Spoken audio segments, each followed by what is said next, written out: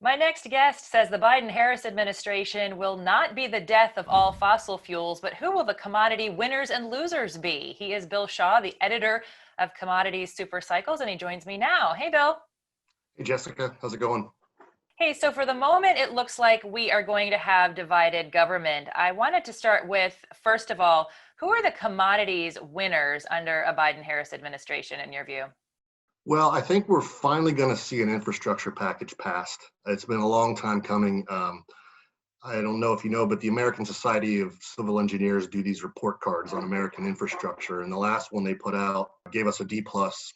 1 in 4 bridges were under where they think is safe, and both sides, Trump and the Democrats in the last 4 years, have tried several times to come together on a package. They couldn't agree on price, but I think both sides want it.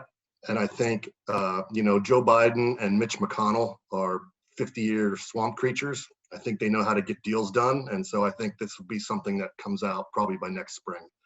I think we just got a compliment from the swamp from Bill Shaw, folks. I just want to note that here. Let's drill down a little bit on infrastructure. What kinds of commodities are really going to benefit from that? I think you've been following iron ore and cement specifically. Is that kind of where the action's at? Yeah, I think it'll be really good for American cement producers. Right now, the U.S. manufactures about 85% of its cement here in the country. We import about 15%. But this infrastructure package they're talking about could be a couple $1 trillion.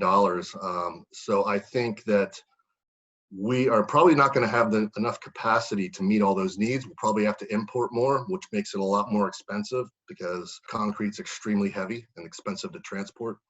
So those companies in America that produce cement here are going to do very well. China's the big driver of iron ore prices, but again, U.S. steel producers, the companies that make it here, will probably do really well under this next administration because you really can't build anything without steel or cement. Let's go to losers now. Who do you view as the primary losers under Biden-Harris? Yeah, it's hard to imagine things getting worse for the oil industry right now, regardless of who's in the Oval Office. Going back a year ago, things were already bad. I mean, we saw big write-downs by some of the majors. Bankruptcies were already starting. And then, January, February comes along. We had OPEC start the price war. Right on the heels of that comes the COVID. So we had a big supply glut, along with a drop in demand, and it just crushed these guys. The market cap of the 25 biggest producers is down 50%. There's been 40 bankruptcies already this year, totaling about $54 billion in debt. And we're starting to see some consolidation. We're starting to see the majors take out some of the smaller ones. We saw Chevron take out Noble last month for $13 billion. And so it's until demand comes back, I don't know how things are going to get much better for them. Of course, Biden has threatened to ban fracking in some areas. I think it's a stretch for a couple reasons. Number one, the Democrats didn't exactly get a mandate for their green agenda. Number two, every president since Nixon has stressed the importance of the U.S. becoming energy independent. And we finally reached that. Under Trump, not because of Trump, but because of fracking. And I don't think Joe Biden wants to be that guy that makes us dependent on the Saudis again for our oil. And also gas prices. I know I enjoy paying $2 a gallon for gas. I mean, imagine what our economy would look like if it was $4 or $5 a gallon gas. But he could. I think he mentioned federal lands, banning fracking on federal lands. In 2019, we got about 25% of our oil off of federal lands, about 12% of our gas. So that's something that he could do. He could come in and probably with executive order stop that. But there's other consequences as well. There's about $12 billion in revenue generated from those drillings that go to local governments in those areas that will lose that money. So I think he will focus more on spending money on green energy. If we think about the kinds of high-tech infrastructure that the Democrats have pushed, whether it's rural broadband or solar panels, I wonder if there are some investment ideas there. To your point, he may not so much curtail fossil fuels as promote renewables. Well, copper, I'm very bullish on copper long term. I think the fundamentals are great. It's doing great this year.